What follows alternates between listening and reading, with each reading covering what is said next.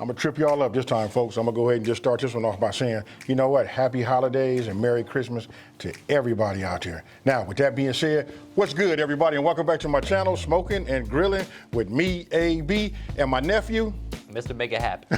There you go. Hey, you're right on time with it. So you guys see him right here. I'm gonna go ahead and let him introduce himself to you guys, for those of you guys that are new watching this video. But you already know we're doing a prime rib. We're getting ready to show you guys just how easy it is to make. And with that being said, nephew, do you. So as you guys can see, I'm back here in LA with my Uncle AB. We're making prime rib for you guys. We got a lot of delicious flavors on the counter. I'm not gonna over talk it, so we'll go ahead and get into it. Hey, with that being said, look, we might as well just go ahead and start. And it's smelling absolutely amazing in here because we got rosemary, we got thyme, we got some parsley, we got oregano, we got black garlic sea salt, some garlic cloves, and some beef stock. This right here is what we call the level up, right? These are Branch and Vine products. Listen, you gotta have something that like vine. Some people use butter, but today we're gonna be using these, you know, garlic infused olive oils, right? Now, here, I'm just giving you guys two options. You know, if you got rosemary, you can do rosemary, or you can use garlic. Now, for this video, I think me and you gonna go ahead and level it up with the garlic. I like You know that. what I mean? This right here is what we're gonna use. Don't forget about the star of the show over here. Hey, you cannot forget about that. Now listen, this is a 4-bone prime rib. This is I think it's 11 pounds, right? And listen, it's already been, let me just show this part to you guys right now. So what we did off the camera was we went ahead and took the bone, which I have a video. I'll leave the link, you know, up in the upper left-hand corner so you guys can see how to like trim it. But I just take this, I trace it, and I cut the meat, remove it from the bone, then we put it back together, and we just bind it with some, you know, butcher's twine. Hey, look, one of the things I think we should say is, you know, what I forgot to say in the very beginning was, listen, when you cooking your meat, listen, you want to let it come up to room temperature. That right there is key. You know why? Because if the center is cold, as we cooking on the outside, the center won't be done, if that makes sense. I don't know no other way to say it, but Oh, that's exactly right. that's it right there. Yeah. So listen, we let this stay out for what? For about an hour probably. Oh yeah, Depending on the size of the meat too, the larger the piece of the That's true. meat is, the longer it's gonna have to sit out. this is true. All right, so you know what? I ain't gonna interrupt, man, because I'm Cool. ready to get this in the oven. So we're gonna chop up these herbs. We're gonna put it in a food processor. So for the parsley, you can actually leave the stems on because we're gonna blend it up nice and fine. No need to remove the stems for that, but I like to give it a nice rough chop. That way we can fit a little bit more into the blender. Hey, you know what? While you working on that, I think I'm gonna go ahead and Get the rosemary going. get this going. Now, you just mentioned about the stem. That's okay to have the stem, but in rosemary, you guys come in here and look at that right there. Let me put my hand like this so you can see it. You don't want to like grind it up. We don't want to eat tree. You know, you know what I mean? So look, I just take it like this. Just take my fingers and just do it like that. We just want to get the leaves. This little bit is okay, but the main stems, that you don't want to get. So we're gonna start loading up the food processor here. You can put this in a blender, you know, whatever you got that you typically would do, you know, blend up a paste if you're making like a chimichurri or something like that. Food processor, blender, anything like that will work just fine. Look, so I'm done here. I see you starting to load up the processors. Yes, sir. I'm gonna take a little bit of, steal some rosemary from you. Throw some garlic in here, a little bit of that black garlic sea salt. Oh yeah. There's nothing but some flavor on this counter. Then we're gonna add some of that olive oil and blend this up nice and fine. All right, so we have it in the food processor here. I'm just gonna blend it up. It's gonna form a nice paste that we're gonna use. All right, so what we did there is we just went ahead and blended it up. It's forming a nice paste that we're gonna smother or slather the prime rib with. Slather. That's the right word, right? That's the right word. That look like that's it right there, huh? There we go. All right. Believe it or not, we were able to fit all of this into this food processor. Oh, Man, that looks good. It smells even better. man, unbelievable. Nice thick paste is kind of what you want to see. Something that you can really slather onto the prime rib. Great consistency. Let's give it a taste. The garlic's definitely coming through, which I like. Yes, sir. That's good. Hey, but that good, look, the black garlic salt, you know, the garlic olive oil, I can taste everything that's in there. I can smell it too. It's just, I can't wait for it to go in the oven. Okay, so look, now you guys see we're done with that. We got this already up to room temperature. It's already wound, you know, and already bound up. We already done that. So now we're getting ready to use this roasting pan, right? Look, and it's got a roasting rack. Now, explain to them why we use a roasting rack. It keeps it elevated so air can circulate around. It makes it cook more evenly. And if you just kind of set it in there, the fat will start to render and it'll start to kind of almost boil or braise in the liquid. So you want to keep it kind of elevated. And main thing is we want to get them drippings, man. Right. So we make can a get nice gravy or au jus. Oh, you stole my thunder, man. I love saying that word, au jus. I forgot, nephew. You be on that high class, you know, that, hey, I always use the word level up, you know what I mean?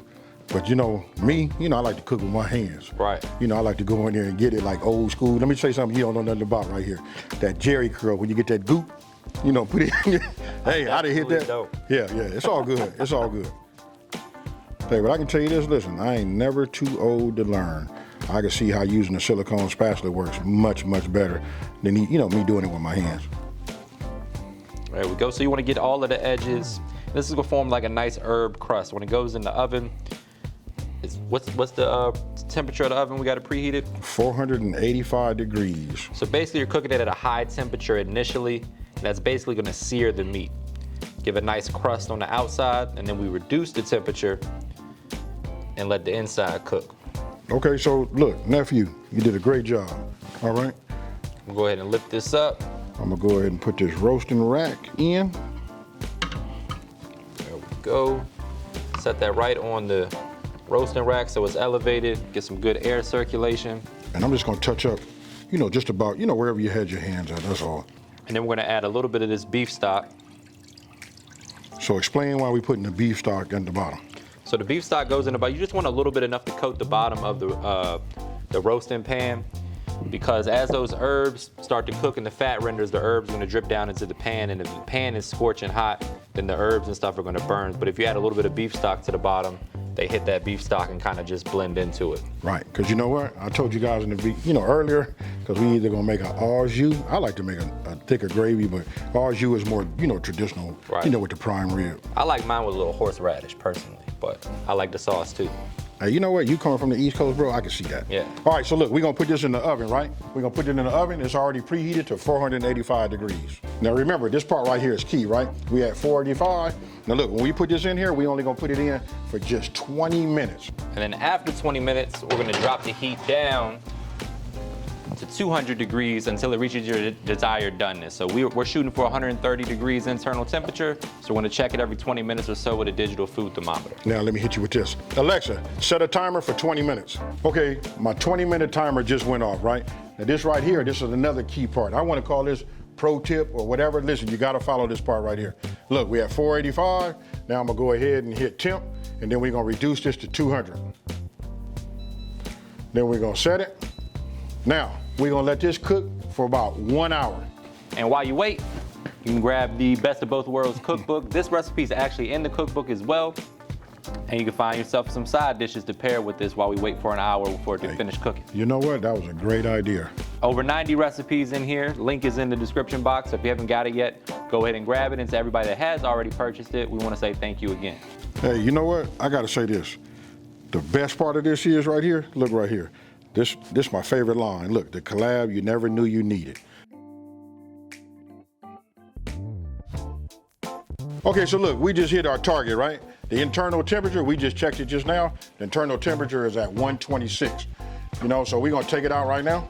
Now, we'll go ahead and check it again, but we're gonna let it rest. But right now, we wanna look at the internal temp. You do not want it to get like it did in the center. You don't want it to get go past 130. And a digital food thermometer really helps. Otherwise, you're kind of just guessing, and every piece of meat's different, weighs different. Digital food thermometer is the best way to know for sure that it's, hits your target temperature. Right, so what are we looking at right now? We're at 127. Okay, so for you guys that never use like a meat thermometer or nothing like that, or cooked a big piece of meat like this, look, we take it out, say 127, right? It's gonna, as we let it sit here, it might rise up to about 5 degrees. Yeah. You know what I mean? For me, that's okay with me. You know what I mean? Especially for y'all, some of y'all say you don't eat no red meat or no pink meat, but I promise you, this cut right here down the center right here, that right there is what they pay for right there. That's it. So, all right. So it'll end up somewhere between 130 and 135 after it rests, let the juices kind of redistribute. Right. You don't want to cut it too soon. A lot of the juices will run out of the meat. So we're gonna let this rest for about 15 minutes and we'll be right back. Okay, so I don't know, you guys, I'm gonna turn it this way so you guys can see. You can see right here, what we did was we just went ahead and started pre-cutting the, the twine, right? So, I'm gonna go ahead and just stab it like this, and we'll just put it right there. That's a nice piece. Now I want you guys to come over here and take a look at this right here. This right here is your goodness, right? This is what we're gonna start off with, whether you're making the au jus or you wanna do something, like more on a thicker type of like gravy. I'm a fan of that. Most people like the au jus, but for me, I like the gravy style. So you would just pour that into like a bowl with a strainer, strain out anything that you don't want to eat, keep all the good stuff, get rid of the bad stuff, and maybe, like you said, make your gravy or your au jus. All right, so we're gonna go ahead and remove the bones. This comes pre-cut from your butcher. So just sweet talk them a little bit and they'll do that for you at the counter. Right. And what I want to tell you guys is you can make some delicious beef ribs with this. You can wrap this up in some foil, a little bit of beef broth, maybe put it back in the oven low and slow, 275, 300, until it gets nice and tender, like a barbecue beef rib. Whew. All right, so look, I'm gonna go ahead and just slice down. What I'm doing is I can see how it kind of like comes out in this round. I just want to go ahead and get this piece right here. So what I'll do is I'll just hold it, you know what I mean, and we'll just cut. Now, let them know how it'll be. When you cut on the ends, this is the way it cooked. For my well done folks, the end pieces is gonna be where you want to eat. Look at that right there. Medium. That looks good. You can kind of see how juicy it is. Hey, hit them with your signature. That's a trademark money shot right there. All right. All right.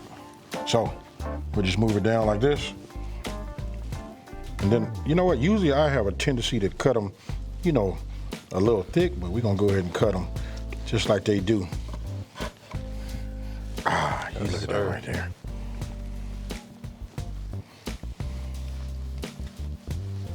This is food porn. 101. Hey, so you hear me saying ho, ho, ho, Merry Christmas and all that? Hey, this right here, prime rib is like a staple for Christmas, right? I want to show this part too. When everything is done right, check it out right here. You see that right there? The juices right there? This is after everything has been relaxed. And then when we cut it, you see how it comes? Now I'm gonna go ahead and plug this board. Because you see this board and this juice ring? Now you guys know what your juice ring does. All right, so with that being said, listen, when you want to achieve a piece of meat, a lot of people are scared of, doing a large piece of meat, right? They really don't know how to get the inside to where, where it's supposed to be, right? Right. So if you want looking for that medium rare, we like to see that 130.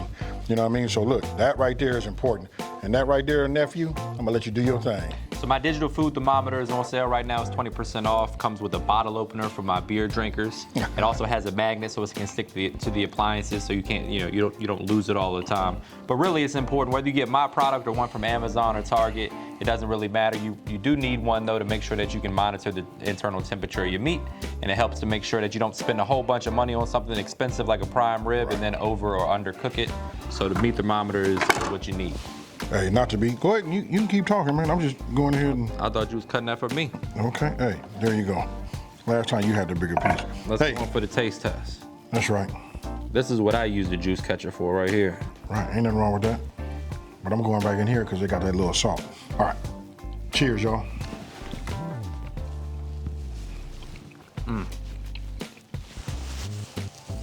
Don't get much better than that. Hey, look, you know what? Usually after I wipe my mouth, I'm laughing and all that. I got no laugh and no giggle for that. That right there, if you ain't never, listen, if you're new to my channel, this might be new to you. When I tell you that's fire, that's it right there. Hey, when we get this restaurant opened up, bro, this got to be a staple, man. Got to be. Got to be. So, listen, if you're new to my channel, let me just take this time to say, hey, this is coming from both my nephew and myself, Mr. Make It Happen and AB, right? I just want to tell you guys, Merry Christmas. I know you guys might see this and it'll be after Christmas, but you know what? Just wish everybody success in life, period. But right now it's the holidays. So if you're new to my channel, let me just say, hey, thank you for watching this video. Don't forget to like, smash that subscribe button, and tell everybody out here, check this out. There's 2 channels out here that's simplifying these recipes and taking the mystery out of cooking. But I ain't done yet. You know why? Because nephew got to take us out. And I'm gonna plug the book. So the cookbook is available right now. We started shipping this weekend. Put your orders in right now. You can use the code FREESHIP at checkout and get your book with free shipping. AB's linked to it in his description box. Over 90 recipes from he and I. This recipe is one of the ones that's included. and we appreciate all the support. Now, I'm get looking back for to eating. Yeah, let's get some bread, man. All right, we out, folks. Peace.